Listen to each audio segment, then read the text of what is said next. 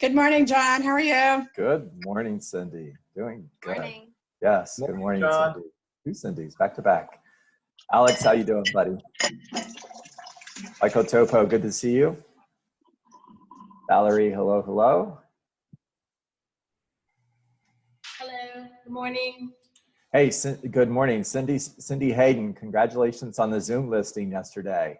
Thanks for the help. Yeah, you know, we're waiting for a few more people to jump on the calls. Share success with us because anything positive is encouraging to everyone. Yeah, so one of the things that happened is these are past clients of mine, so there's some rapport there, but they're investor tough cookies, so they weren't like a layup as far as, you know, the market, and there are people that always tell you they want what they want, you know how that is. And so the thing that was most interesting is that they're 80 years old and zero technology. Like literally, she literally texts me whenever she wants to do anything, even at 80. So I sent her the Zoom link, and first she was coming on by phone, and I was like, oh my gosh, I cannot show her the comps and all the stuff I want to do. We got to get your computer working. So then I said, look, we're Facebook friends. So I said, look, let me send you, I emailed her the link, and she said, my email is only showing stuff back in February. And I was like, oh dear goodness, this is not going to be good. So I said, we're Facebook friends. Let me message you the link to Zoom and hit it from there. So I did. And then we worked through them getting it up, getting the video going. Her husband was able to be there. You know, one little snafu is my husband and I are partners, and you know the audio gives you that back signal if you're too close together. So originally we were together, and so that's why when you look at the picture, it's not as professional because I had to go move to another room and he moved to the couch just to like be able to hear. But what I noticed in the experience, and this is what I really took away, was that by staying calm and guiding them through it, I feel like it set a tone for the whole conversation. Like, this is a new world. Yep. We're working through it, and we got your back. Just, you know, and it took us, I'm not going to lie. It probably Hey, by the way, Cindy, I don't want to interrupt you, but that's a really good script. Can you repeat that? This is a new world. We're working through it. We got your back. We got your back. Love that script. It's going in the new book. Keep going. Well, thank you. So then, also I think in that kind of fumbling, working through it, again, there's this sense of teamwork, and it's sort of that first, you know, as Robert Cialdini says, kind of the shadowing, right? The setting it up. So anyway, we worked with it until we got it to work, because what I knew I wanted to do was what you had done with taking through the comparables on the screen through the MLS and all that stuff. And I was like, if I can't really have that conversation, it's, you know, it's not going to be good. And the other thing I knew is when she said her email was like all messed up, I couldn't even email this stuff. So I actually had cloud CMAs that I had done for the different price bands for summary for her. And after the fact, you know, sent her, she wanted to be, it's Clearwater Beach condo. All the sales are under 400,000, 350 to, you know, 385. There's one pending at 405. And she's like, well, I'd like to be at 425. And I was like, well, of course, right? So anyway, we talked all through that, but I was able to use the scripts and information that you had given and really then show her. I said, look, let me follow up because you're competing with a completely different buyer. You've now lost everyone that's buying one bedroom condos like you have on the beach. But let me just, you know, send that back. So again, the funny part was I had to text it through Messenger, and then she texted me back and literally said, I see what you mean. You know, she said, lots of info. I see what you mean. Thanks. Okay. We'll do under 400, you know? There you go. Awesome. Yeah. So proud of you. That rocks.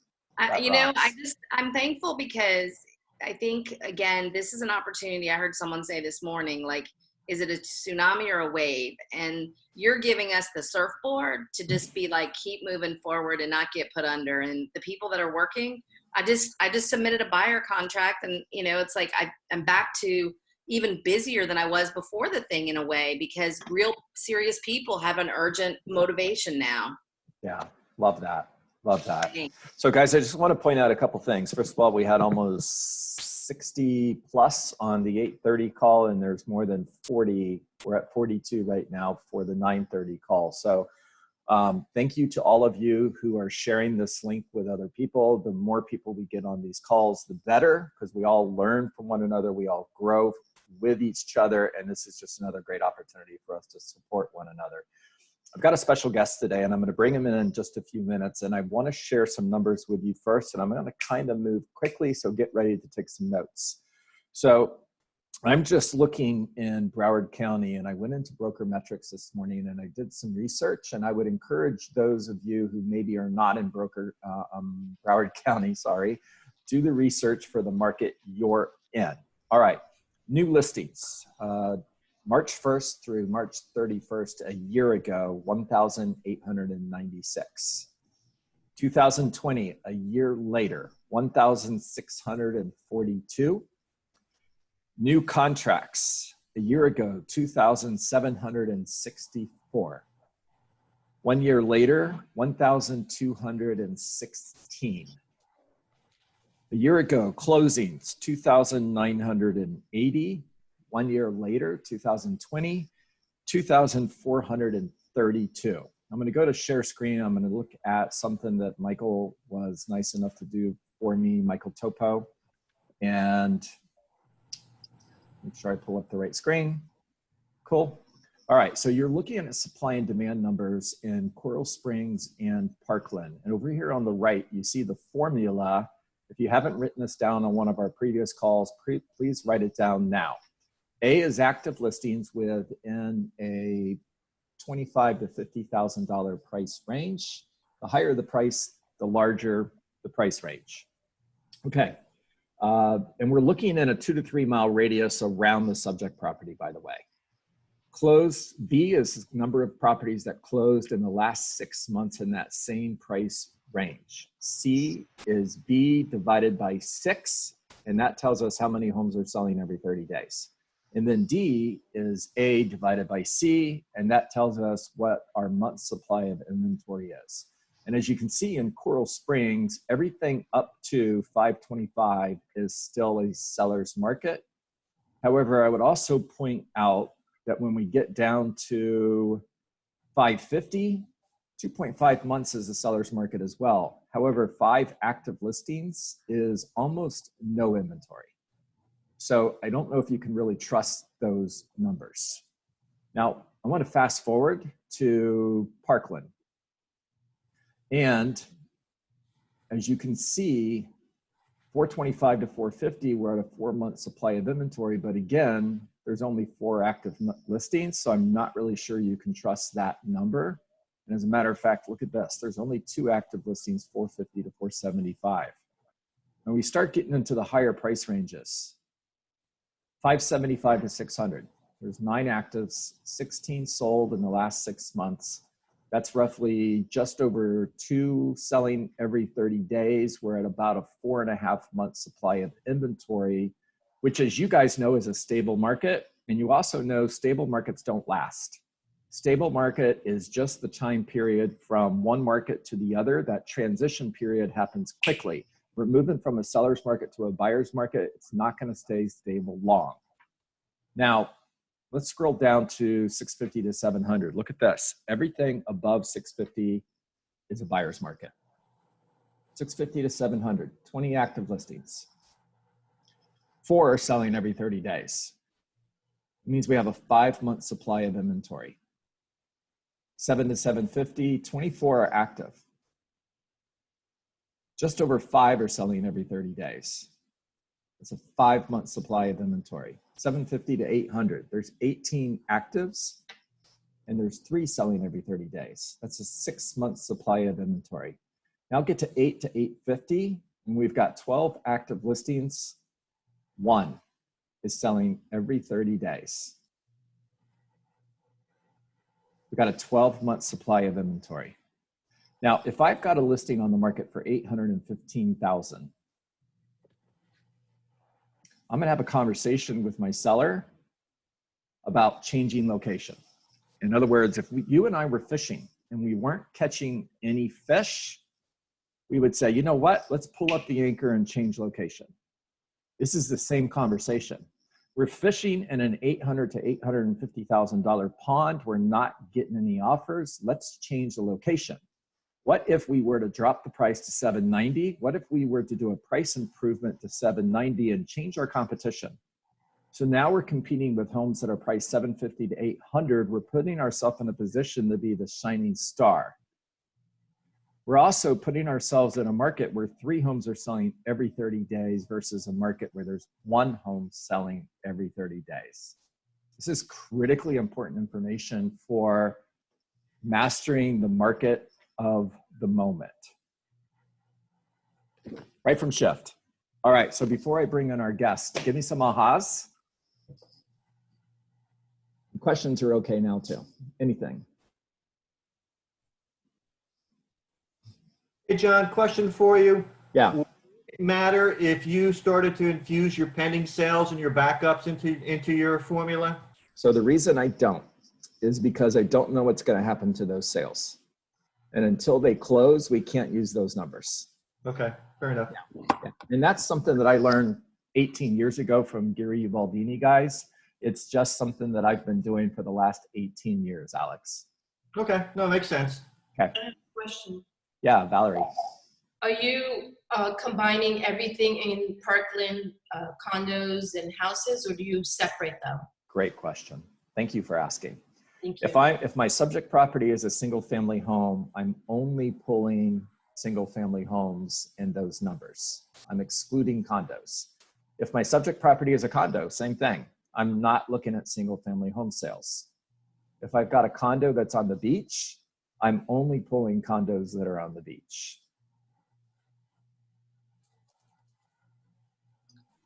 What if in the same area it's condos and houses mixed together?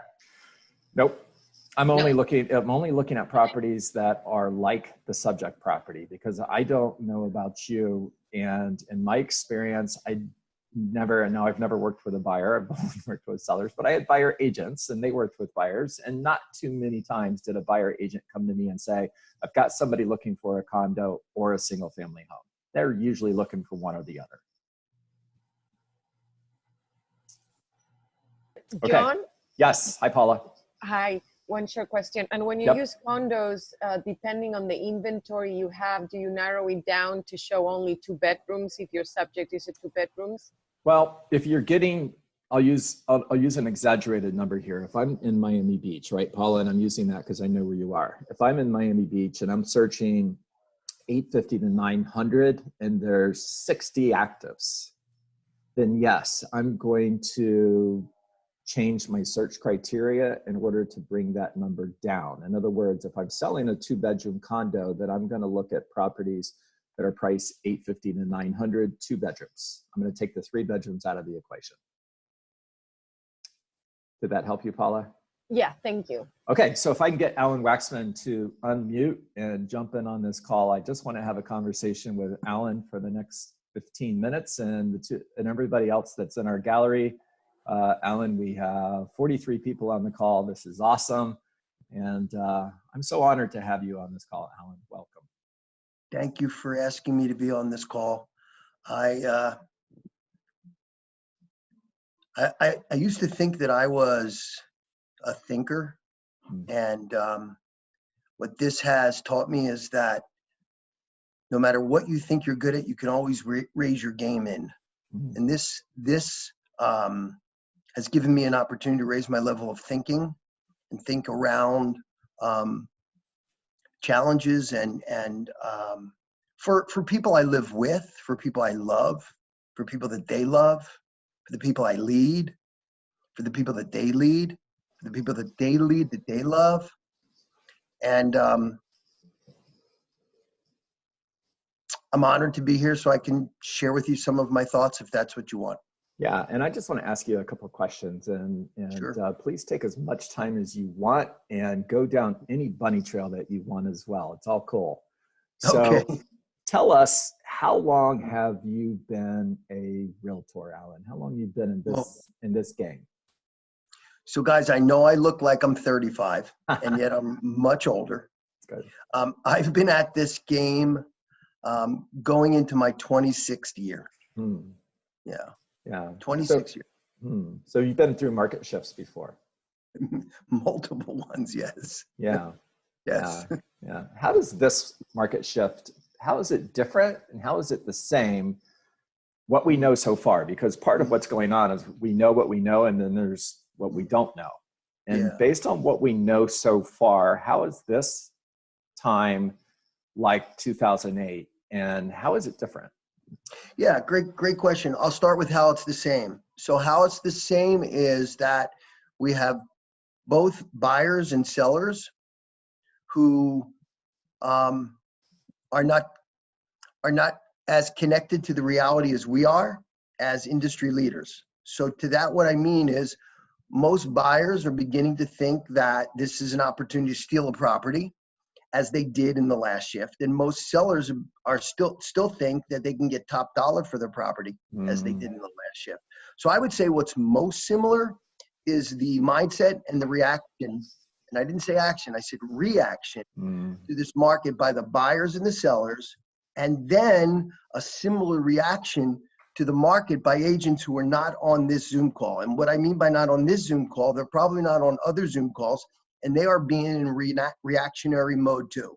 So what's similar is are the buyers, the sellers, and the real estate sales professionals that are not equipped with the knowledge and the scripts to pivot and help their sellers and buyers get exactly what they want, which is to get their home sold and move on. In any market, the house is only worth what it's worth. It's not worth more because you want it to be worth more. It's not worth less because you want it to be less worth.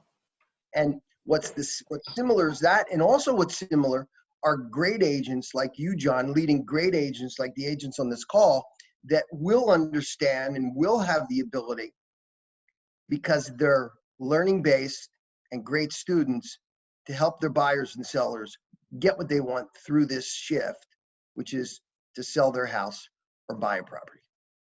Great answer, Alan. If you could go back in time and you could have a do-over, right? We're playing kickball in the front yard and I kicked the ball in the trees and I yelled do-over. And you could have a do-over. What would you do different knowing what you know now if you could go back to 2008? Yeah, so there's a gift in every shift, right, guys? I know that everybody's muted, but you could shake your head. There are gifts in every shift. And so one of the gifts in the last shift, which I would have done differently this time, is we got our expenses down to what they needed to be. And when I say what they needed to be, I don't mean putting other suppliers out of business because you rip them off. I mean only having that which you need and getting rid of that which you don't need. And we got down to that in the last shift.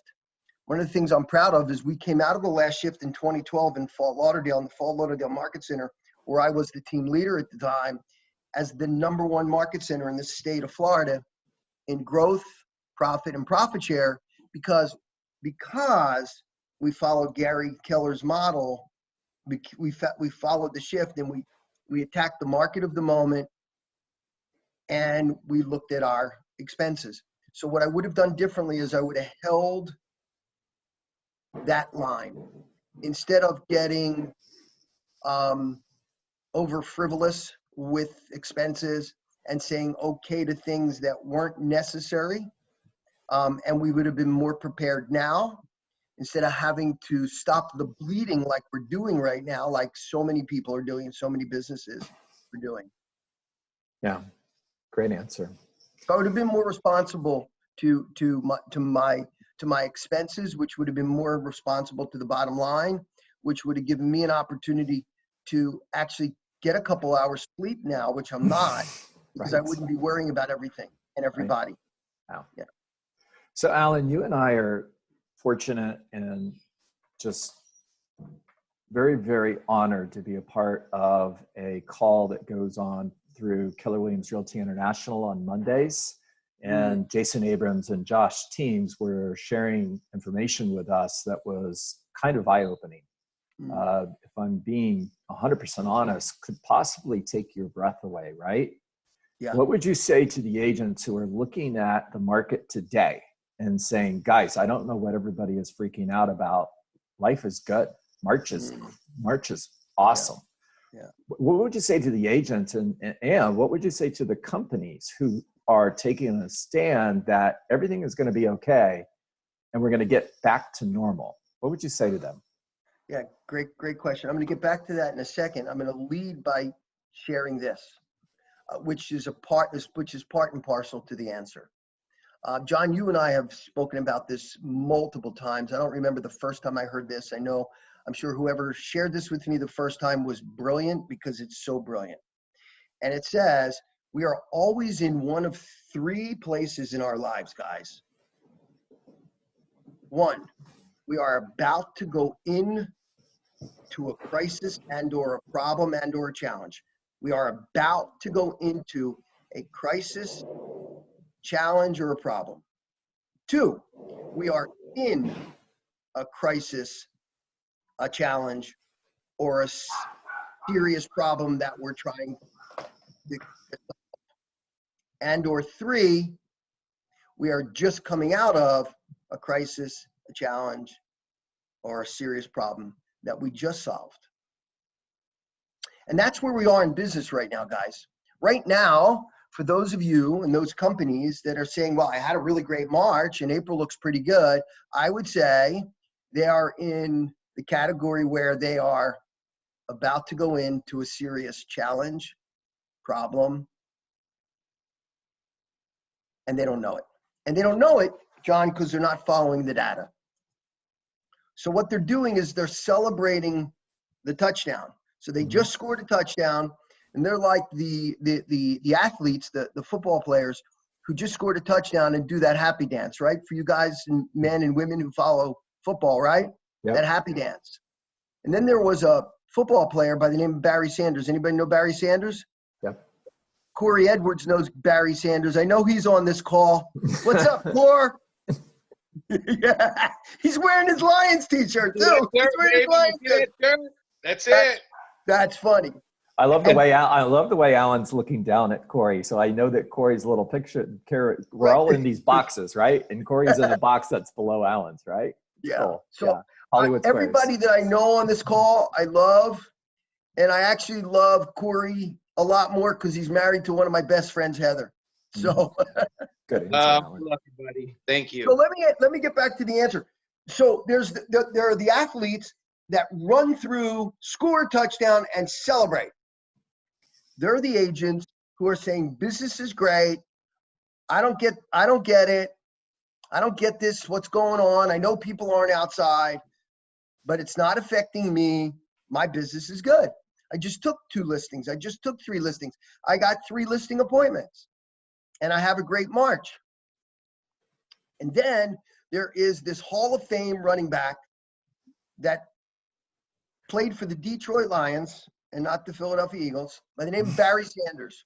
And Barry Sanders, every time he scored a touchdown, and he's in the Hall of Fame because he scored more touchdowns than most. And every time he scored a touchdown, he would just take the ball, the football, and hand it to the referee. And one day he was on ESPN and he was asked, why don't you celebrate? Why don't you celebrate? He said 2 things. He said, first, because you got to act like you've been there before. And second, I'm just doing my job. And then they asked him another question and another question, another question. And he said, well, it's not probable, but it's possible that could be the last touchdown I ever score. Let me say that again. It's possible, not probable, because I'm Barry Sanders, yet it's possible, right? Mm-hmm. He could get injured on the next play and never play football again, yes or yes? Yeah. Yeah. And these agents, John, and these market centers and or these other companies that are not just listening to our leader, Josh Team and Gary Keller, they're not following the data. They believe they're going to score another touchdown and another touchdown and another touchdown, another touchdown. Yeah. Great analogy. Yeah. Great analogy. Guys, any questions for Alan? Because we're coming up on 10 o'clock and we've got a few questions in the chat section that I want to get to. We're going to go back to the whiteboard and talk about pricing in today's market and using strategies to help buyers and sellers understand what they should do today using pain versus I have a pleasure. question for Alan, if I could. And I had asked this before Alan at another meeting maybe a week ago, and I see there's a bunch of fresh new faces since that question. If you could just share with us who you lean into, and they may not know that you're leaning into them, but who do you listen to besides the Gary Keller and the Josh Team to kind of ground yourself, to kind of get back to centered with everything going on? Thanks, Scott. Well, I'm currently an OP of 3 market centers, and I own a title company. And in those 3 market centers, we have approximately 750 agents. And in those 3 market centers, I have 20 full-time leaders that I employ. And in my title company, last year we did just under $1 million. And we have 42 investor agents that are partners of ours. So first, Scott, I listen to all of them. I listen to their pain. I listen to their discomfort. I listen to their insecurity. I listen to their uncertainty. And then I go get help from the Josh Teams, the Gary Kellers, the Jason Abrams, the John Maxwells, the Tony Robbins, one of my mentors that's no longer with us, Jim Rohns. Because that which got you here, Scott, won't get you where you got to go. And in order for me to answer the question who I listen to, I got to share with you who I help. You guys are helping buyers and sellers. And some of the people you listen to should be some of the people on this call. John Dietz and Alan Waxman listen to each other every day. We talk to each other every day. Every day. My partner, Richard Bass, we talk every day. And sometimes I help him. Sometimes he helps me. Sometimes we help each other. Yet I think the right answer for that, Scott, today is based on who you need to help, right? And then you have to have your circle of 5.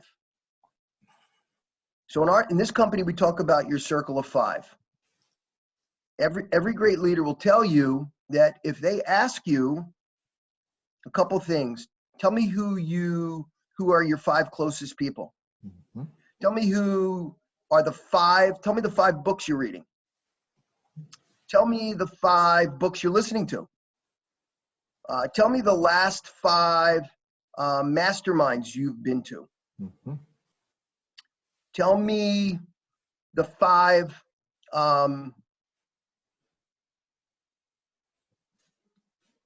artists you're listening to when you're walking. They will then tell you what your life's like based on who your 5 are. Great answer. Great answer. Thank you, Alan. Thank you. Yeah. Guys, I think we have time for one more question. And before that we get to that question, Alan, I just want to say thank you, thank you, thank you. You have brought massive value to this call. I have the benefit and the honor of being able to speak to you every day and have done that for the last 5 years. Andy Andrews says that a year from now we'll be the same person we are today, other than the people we associate with and the books we read. And one of the reasons I am who I am today is because I've hung out with you for the last 5 years. Ditto, my friend. Yeah. Ditto. All right, love you, guys. John Dietz. Same. Any more questions, guys? Matei, I can tell you're jumping in there. Go for it. Awesome analogy. I love sports. And this reminds me on most successful people that know how to manage their energy. And my personal challenge is when I have successful day, week, or month, I give myself permission to take a break and slack. So I want to learn a little more from you, from both of you. How do you manage your positive energy when you go through success? Well, it can be also applied when you go through failures. I felt so many times that I lost count. Yet I really want to learn how to manage energy better. How can I be that flat line that just keep pushing no matter what happens? So Matei, I'm going to give it to Alan. You guys listen to me every day. Alan, please take that question. I would say, Matei, you got to manage your goals. Manage your goals. And I would tell you that if you succeed at something, celebrate. But limit the celebration. Limit the celebration, right? Today, in the world we're in today, because we don't know what tomorrow will bring, instead of celebrating for a weekend, maybe celebrate for an hour, right? Instead of taking a Sunday off and not having an open house and going, out Saturday night, staying out really late, and not being able to get up Sunday the time you get up to do your meditation and walk, maybe just celebrate for an hour.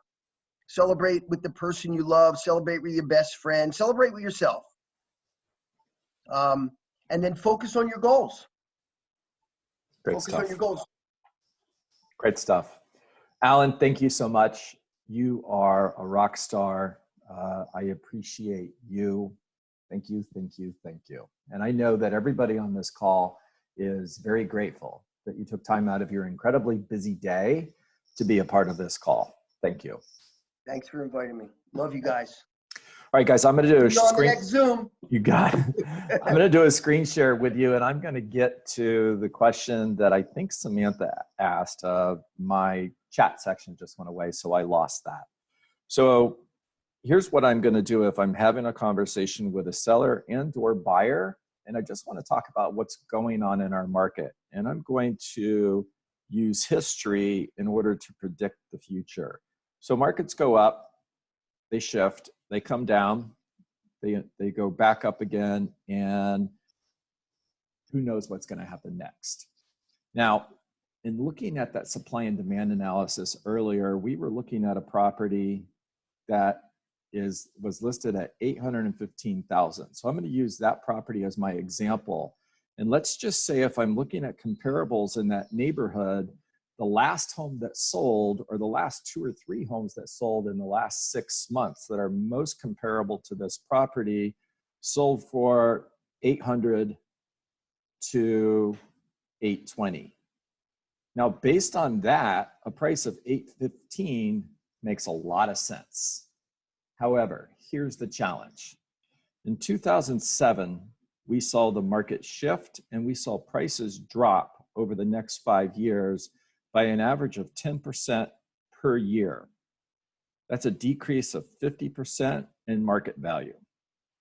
And if I were talking to you on a Zoom call, and this is a listing appointment, I would just say, or it's a price reduction conversation with a listing that I've already have, I would just say, just curious, if we're at 815 today, and the market is suggesting 790 today, based on inventory, we've got 6 months worth of inventory below 800, and we have 12 months of inventory above 800. And when we get into a buyer's market, and both of these are buyer's markets, buyers start to bid the price down. Sellers start to compete for buyers, and they lower their price in order to get their home sold.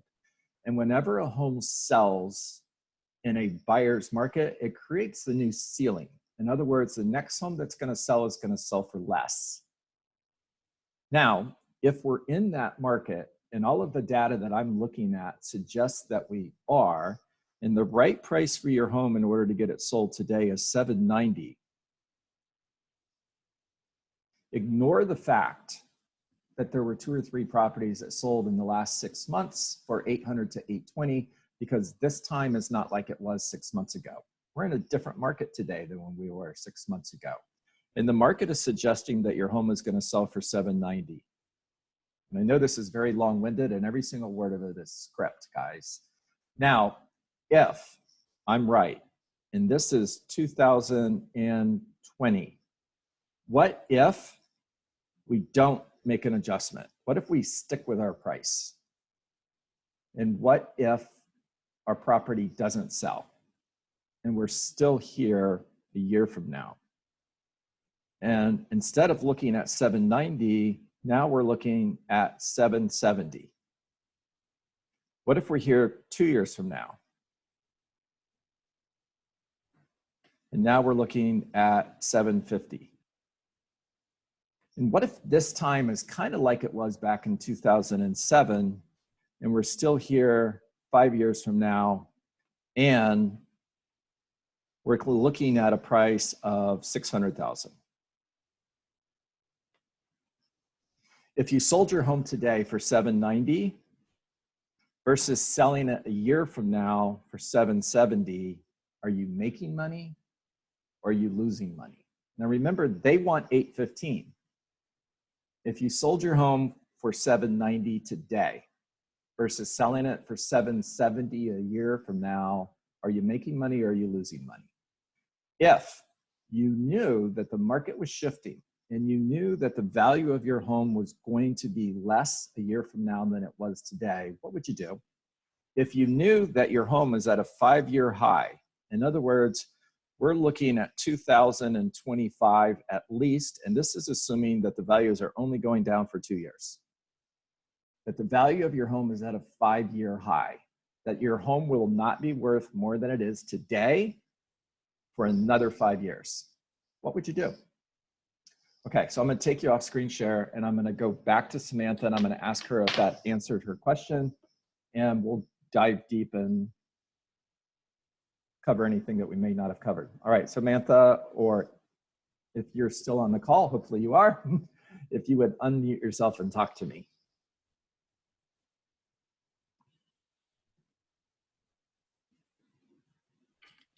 Hi, John.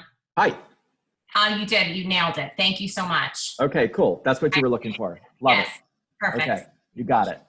You got it. And thank you for jumping in here, by the way. Rockstar, proud to have you on the call. Thank you. All right, guys, that was amazing. Every single one of you. Yes. Hi. I'm on the other end with Samantha. I'm dealing with a buyer. Yeah. We made the house is listed like 1.45. Okay. We made an offer of 1.1 based on the comps show only a max value in that town for 1.2. Yeah. And I can't get them to, the sellers, to understand based on the comps, first of all, and that the changing market when we're putting down 50%, which is huge. How do I make this listing agent present it in a different manner? Maybe how to I'm like at odds with myself trying to figure out how to do it. Okay, so it's present positive versus future positive versus future negative. And Karen, if you would just keep yourself on audio so that I can speak with you, and I'm gonna role play with you. And you're not the seller, you're the seller's agent, right? So Karen, I'm presenting an offer for $1.1 million, and I know your seller wants 1.2 million, correct? Actually, I'm on the buy side. You have the, yeah, I'm role playing with you. You're the listing agent in this conversation. Okay. Got it? And I've got your buyer. Got it, Karen? Yeah. Okay, so Karen, I've presented you with an offer for $1.1 million, and I know your seller wants 1.2 million, correct? Yes. Guys, if you're talking or you have somebody talking around you, please hit mute.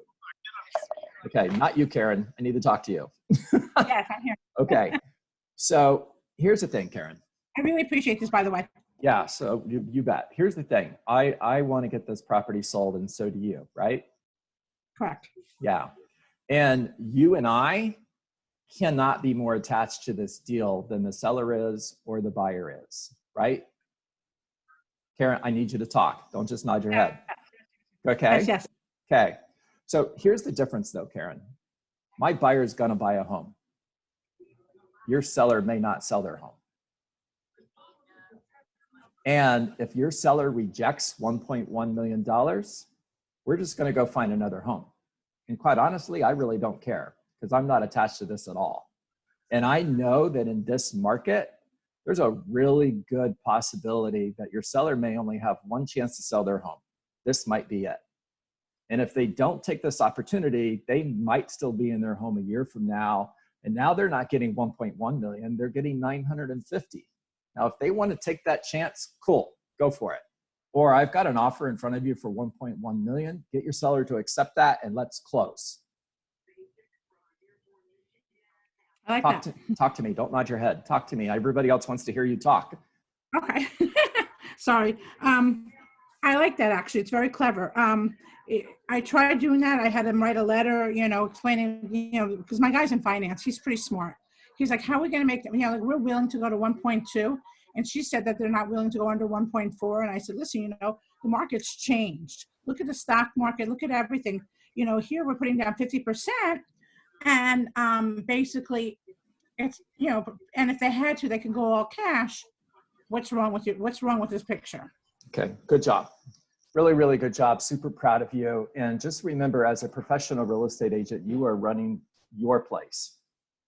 Okay, I have one more issue after this one. And I will share this video. My recommendation to you and to everybody else would be to write down what I said, word for word, put it in bullet point, and next time you're representing a buyer, and you're representing a buyer making an offer lower than the seller wants in today's market, use the script that I shared with you.